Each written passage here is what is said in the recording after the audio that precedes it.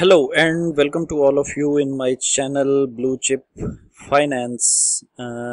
In this video we will discuss about the MCQs of advanced final accounts, which is specifically prepared for the syllabus of BCom 2 and overall students of ICOM, BCom 1 and BBA and some other disciplines related to advanced final accounts may get guidance through this video.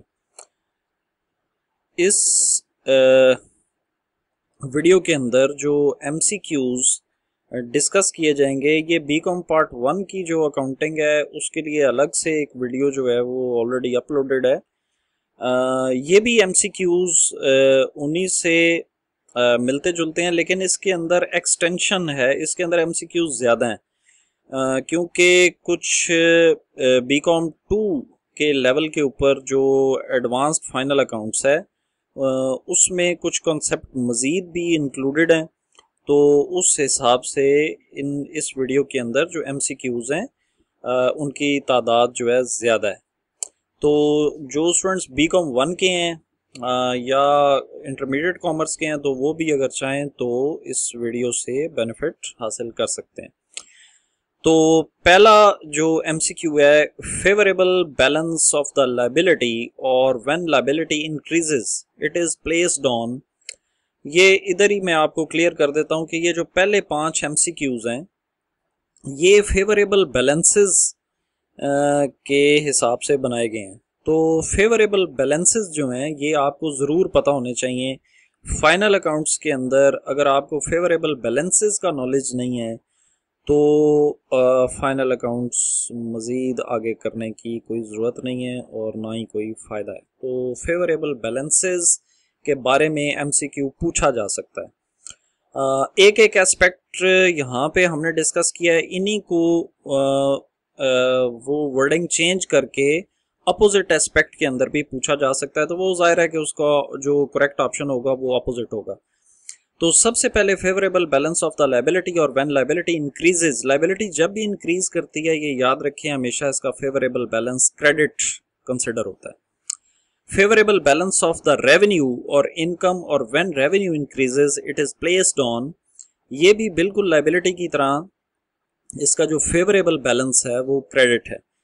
इसी तरह अगर assets और expenses का favourable balance की बात की जाए तो इन दोनों के जो फेवरेबल बैलेंसेस हैं एसेट्स और एक्सपेंसेस के, फेवरेबल से मुराद क्या है कि अगर एसेट्स या एक्सपेंसेस इंक्रीज कर रहे हैं तो वो उनका फेवरेबल बैलेंस हमेशा डेबिट होगा। इसी तरह कैपिटल जो है वो उसका जो फेवरेबल बैलेंस है वो क्रेडिट होगा। और अगर इन्हीं 5 MCQs को अगर आप अपोजिट सेंस के अंदर लें कि इनका अनफेवरेबल बैलेंस जो है वो क्या होगा या ये डिक्रीज होने की सूरत में, तो इनको अपोजिट कर लें। जो आपके लायबिलिटी, रेवेन्यू और कैपिटल है ये अनफेवरेबल बैलेंसेस जो हैं वो डेबिट हो जाएंगे और जो एसेट्स और एक्सपेंसेस हैं इनके अनफेवरेबल बैलेंस क्रेडिट हो जाएंगे। उसके बाद MCQ number 6, if we want to know the profit और loss generated through trading activities we make, 4 options हैं। ट्रेडिंग अकाउंट, ट्रेडिंग अकाउंट के अंदर हम जो प्रॉफिट और लॉस जो है जो जनरेट होता है ट्रेडिंग एक्टिविटीज से, उसके लिए हम ट्रेडिंग अकाउंट बनाते हैं। If entity wants to know the actual profit और loss earned by the entity it will make profit and loss account.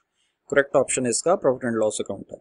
Trading account is made to ascertain the profit and loss, gross profit और gross loss, capital और drawings, तो इसका correct option है gross profit और gross loss। फिर इसी तरह profit and loss account is prepared to ascertain the, ये profit और loss को ascertain करने के लिए profit and loss account बनाया जाता है। Gross profit is transferred to the credit side of profit and loss account। जो आपका gross profit है उसको जिस वक्त आप ट्रांसफ़र करते हैं प्रॉफिट एंड लॉस अकाउंट में तो वो हमेशा क्रेडिट साइड के ऊपर उसको शिफ्ट किया जाता है। और अगर इसी तरह अगर ग्रॉस लॉस होगा तो उसको आप डेबिट साइड के ऊपर आप शिफ्ट करेंगे। जो कि gross loss is transfer to debit side of profit and loss account. Net profit और net loss is always transfer to capital account. Net profit या नेट लॉस जो है वो हमेशा कैपिटल के जो ट्रांसफ़र है ये हमेशा कैपिटल अकाउंट में ये ट्रांसफ़र होता है। इसको मज़ीद हम ओपन इधर ही कर लेते हैं, अगले काफ़ी सारे एमसीक्यूज आपको क्लियर हो जाएंगे कि कैपिटल अकाउंट जो है ये बैलेंस शीट में लायबिलिटी साइड के ऊपर होता है, और अगर नेट प्रॉफिट होगा आपको तो ये कैपिटल के अंदर ऐड हो जाएगा। इसी तरह नेट लॉस है तो वो कैपिटल में से डिडक्ट हो जाएगा यानी माइनस हो जाएगा। तो net profit is always added to capital account and net loss is always subtracted from capital account. Assets and liabilities both are included in balance sheet. ये दोनों जो हैं ये आपके बैलेंस शीट के अंदर इंक्लूड होते हैं। फिर इसी तरह डायरेक्ट एक्सपेंसेस जैसा कि wages, carriage inward, freight, cartage, fuel etcetera are placed on debit side of trading account.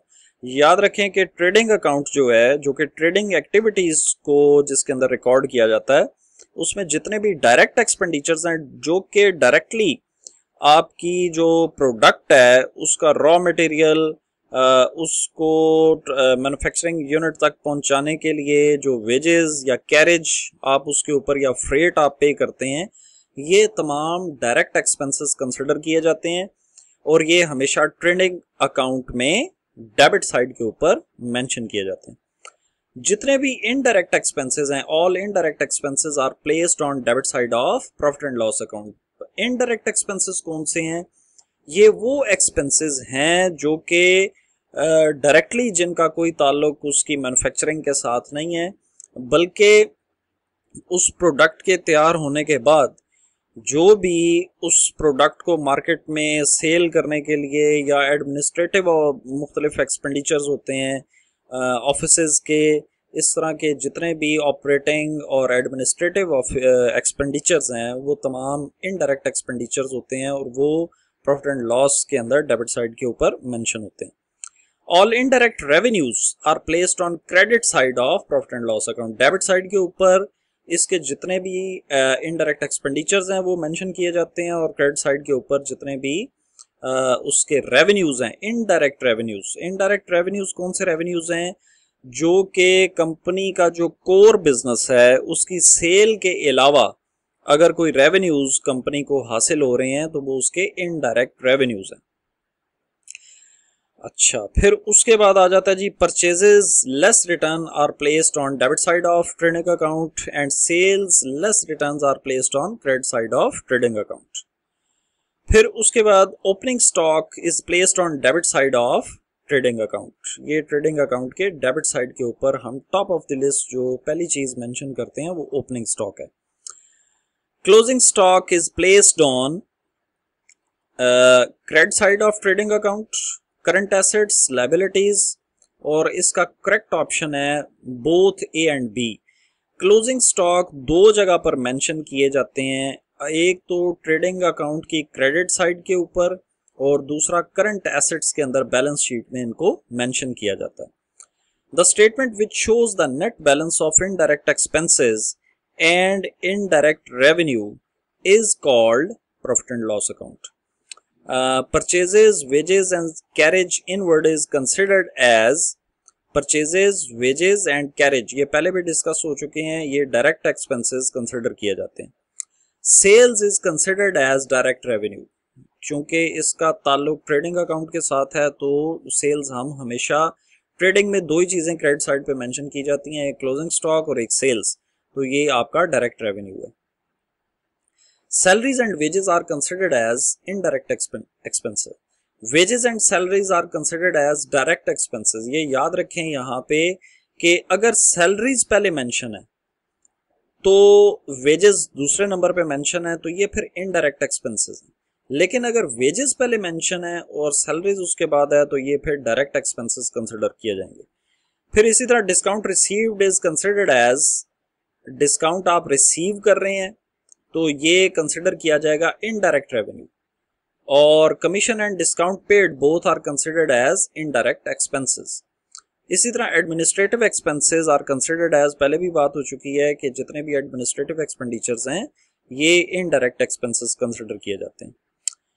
फिर outstanding indirect expenses are added to respective indirect expenses heads and further added to. यहाँ पे ये बड़ा important MCQ है और इसमें indirect expenses को जो आउटस्टैंडिंग है, पहले तो उसको समझें कि आउटस्टैंडिंग क्या है।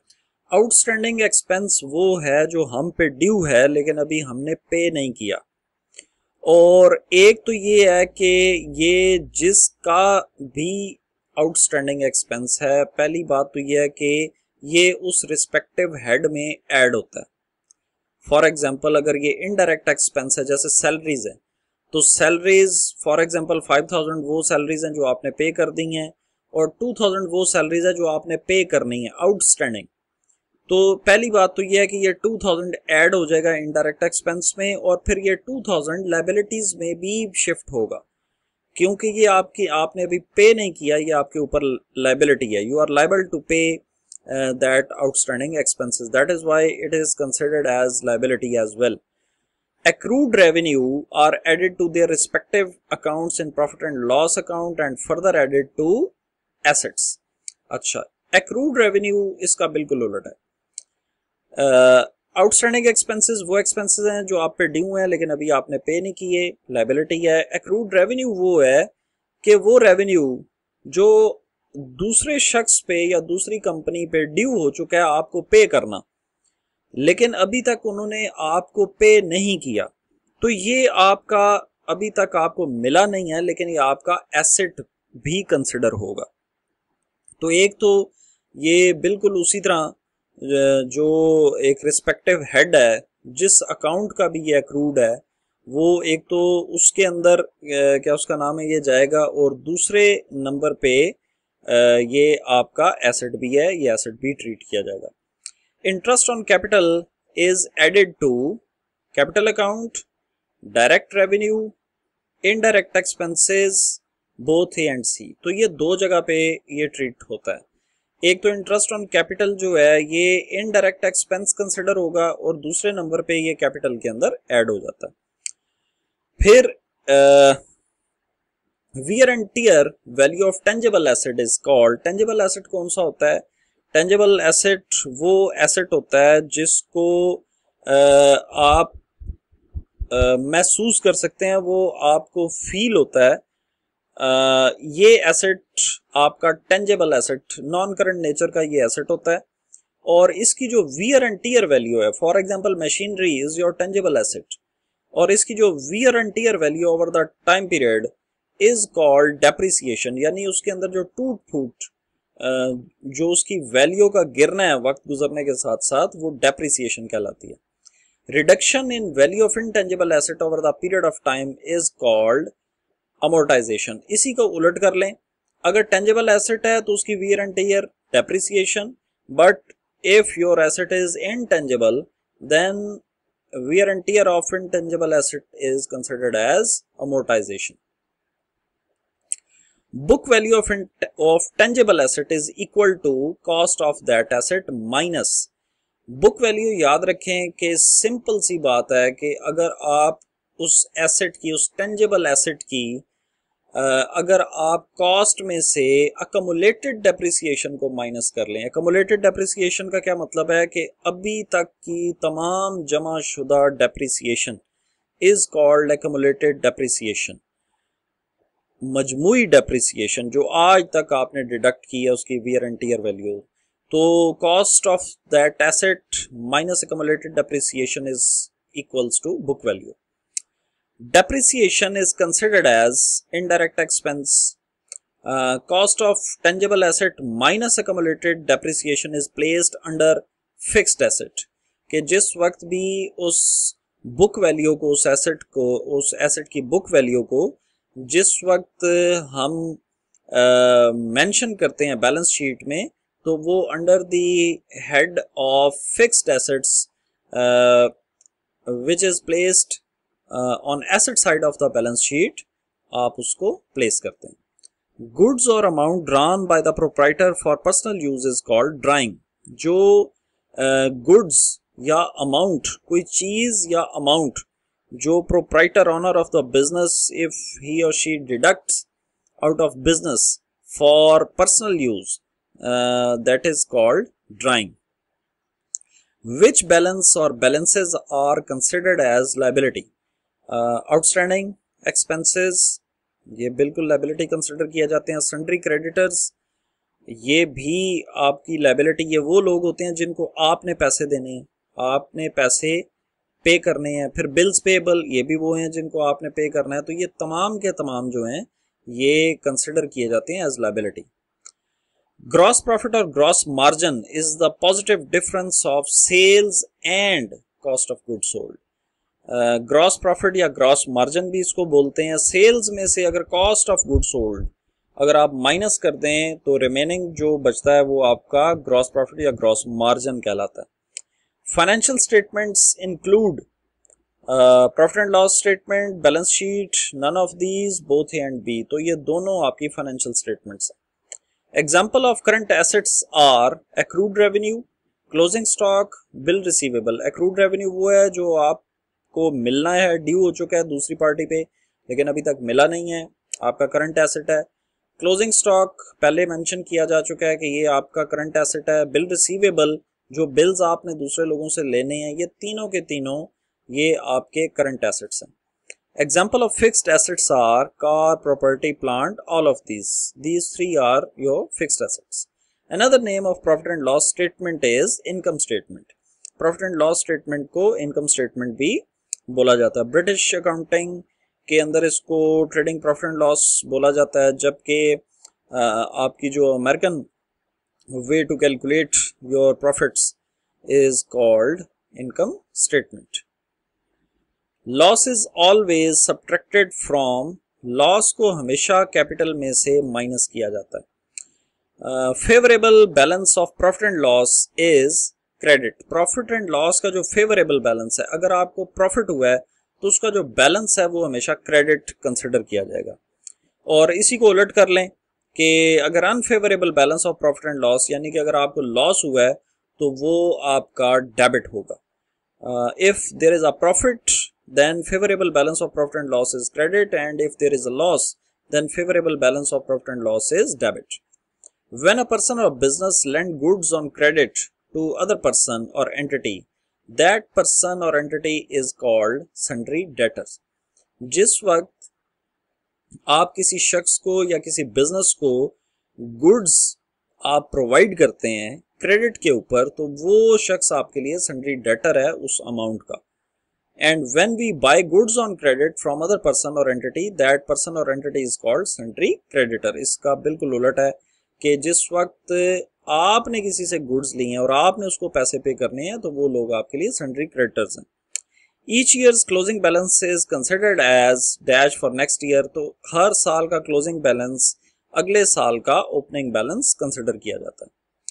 Account which is prepared for the distribution of provision of taxation, proposed dividend, transfer to general reserve and interim dividend is called profit and loss appropriation account. जब भी आप इसके अलावा भी जिस वक्त आप प्रॉफिट्स को पार्टनर्स में डिस्ट्रीब्यूट करते हैं, आमतौर पे पार्टनरशिप में, और इसके अलावा अगर फॉर एग्जांपल को टैक्सेशन की प्रोविजन है या प्रोपोज डिविडेंड है कंपनीज का, अगर आप जनरल रिजर्व के अंदर कुछ अमाउंट ट्रांसफर कर रहे हैं या इंटरिम डिविडेंड जो है वो आप दे रहे हैं, तो उसको बनाने के लिए आप क्या बनाते हैं जी, profit and loss appropriation account. Previous and current years profit is credited in profit and loss appropriation account. पिछला प्रॉफिट और जो आपका करंट टाइम पीरियड का प्रॉफिट है वो हमेशा profit and loss appropriation account की क्रेडिट साइड के ऊपर ये दो ही चीजें मेंशन की जाती हैं. Interest paid on debentures is considered as direct expense, direct revenue, indirect expense. ये आपका जो इंटरेस्ट आप पे करते हैं डिबेंचर्स के ऊपर वो इनडायरेक्ट एक्सपेंस कंसिडर किया जाता है. Outstanding interest on debenture is added to respective account and considered also as जो आउटस्टैंडिंग इंटरेस्ट है जो आपने पे करना है डिबेंचर्स का, जो ड्यू हो चुका है आपके ऊपर पे करना, और वो अभी आपने वो अमाउंट पे नहीं की, तो वो एक तो उस डिबेंचर इंटरेस्ट अकाउंट के अंदर एक तो ऐड हो जाएगा इनडायरेक्ट एक्सपेंस के तौर पे, और दूसरा वो जो अमाउंट है जो अभी आपने पे करनी है वो करंट लायबिलिटीज के अंदर भी चली जाएगी, क्योंकि वो आपके ऊपर लायबिलिटी है उसको पे करना।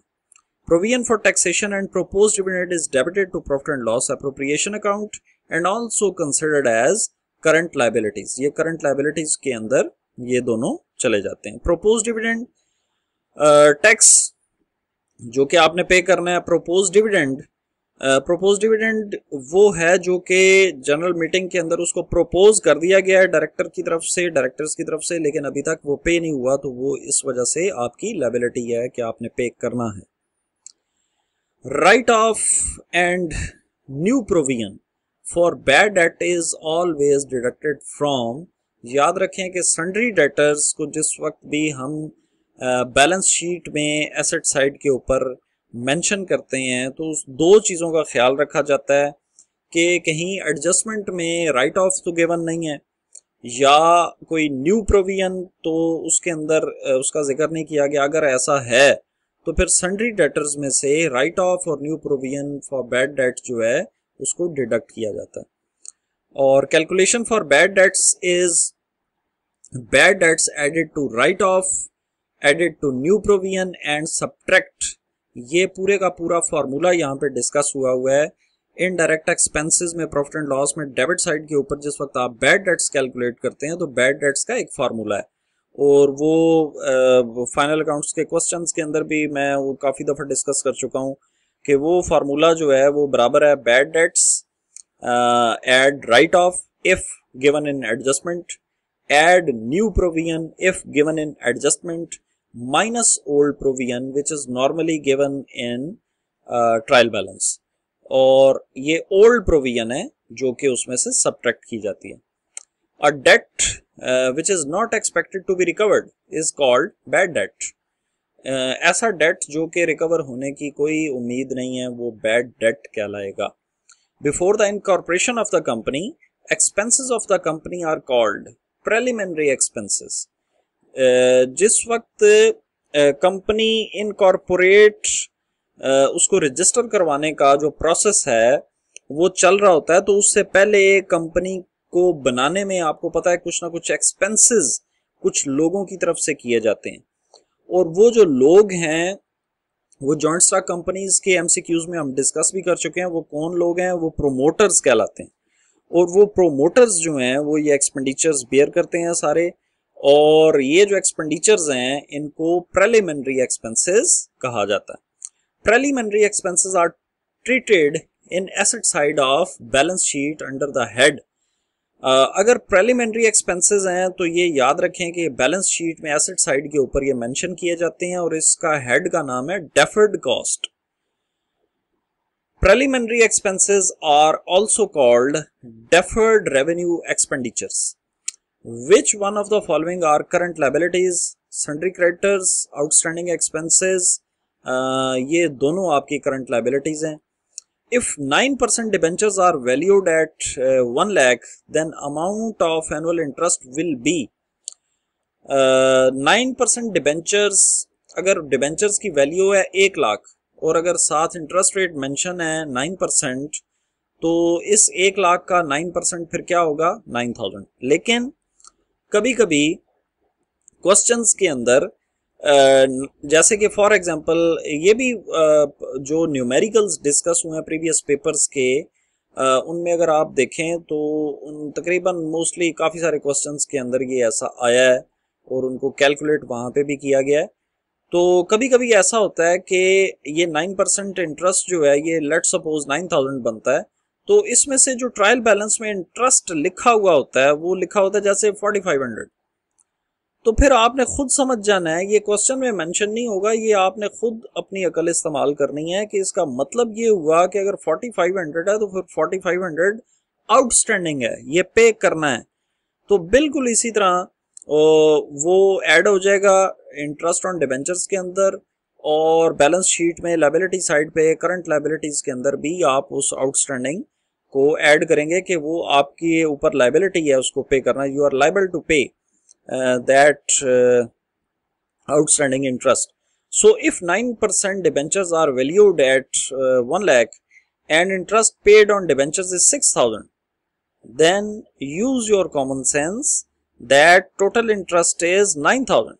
But if 6,000 is only paid to the debenture holders, then what will be the outstanding amount? Outstanding amount will be 3,000. Share premium is placed in liability under the head reserves के अंदर ये इसको place किया जाता है। Share premium क्या है ये भी हम डिस्कस आई थिंक कर चुके हैं या करेंगे जॉइंट स्टॉक कंपनी में या आगे के चैप्टर में कि शेयर प्रीमियम ये है कि फॉर एग्जांपल अगर फेस वैल्यू है शेयर की 100 और if you are buying that share on 130, then upper 30 rupees is share premium for that company. तो ये रिजर्व्स के अंदर इसको प्लेस किया जाता है लायबिलिटी साइड के ऊपर। Short term financial obligation of the company which is payable with in 1 year is called current liability.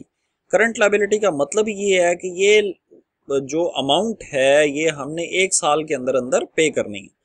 Reserve is the part of shareholders' equity and it is a part of liability which has credit balance. इसका balance जो है ये credit consider किया जाता है। Trading profit and loss accounts and balance sheet are prepared at the start, at the end of the financial year. Entries those are made at the end of the accounting period to make balance up to date are called adjusting entries.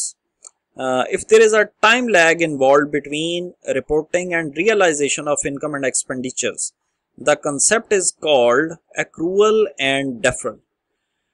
अगर time बीच में involve है reporting and realisation कि मुझे ये पता लग गया कि मैंने ये अमाउंट अर्न कर ली है लेकिन ये अमाउंट मुझे अभी मिली नहीं है, मिलने में और रिपोर्ट करने में और रियलाइज करने में यानी एक्चुअली हासिल होने में, इसी तरह एक्सपेंडिचर करने में और उसको एक्चुअली पे करने में अगर टाइम लैग वक्त बीच में इसके आ जाता है तो उस कंसेप्ट को हम क्या बोलेंगे, accrual and deferral. So that was the last MCQ of this topic. Thank you very much. Soon I will come with another video related to the MCQs of another topic. Thank you.